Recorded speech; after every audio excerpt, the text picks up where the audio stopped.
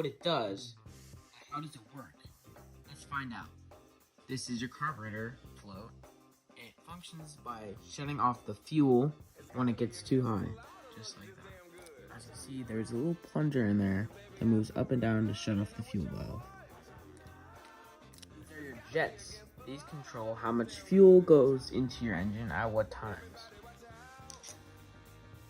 This is the main jet. This is most effective at 3/4 throttle to full throttle.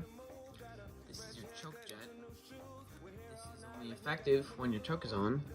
And back there is your idle jet, which is most effective idle to 1/4 throttle. The silver thing inside of your carburetor is called your slide. This controls how much air goes into your engine. Your needle. This controls the ratio of how much fuel the main jet is giving the engine. For example, when the slide is all the way down, the main jet is almost closed. When it's all the way up, the main jet is giving 100% of its fuel. A lot of people don't know this, but this is actually adjustable, and it controls over 50% of your throttle. 1/4 to 3/4.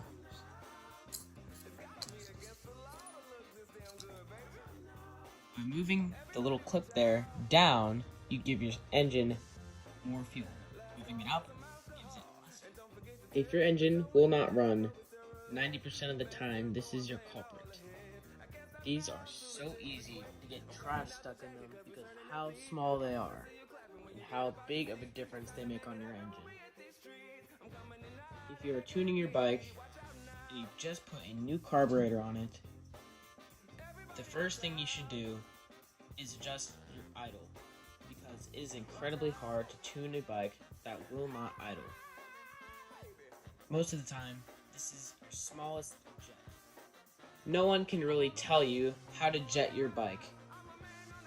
For example, a Kawasaki KX60 uses a 200 size main jet, but the Kawasaki KX500 uses a 169. You'd think the bigger the engine, the more the fuel, but this isn't always the case.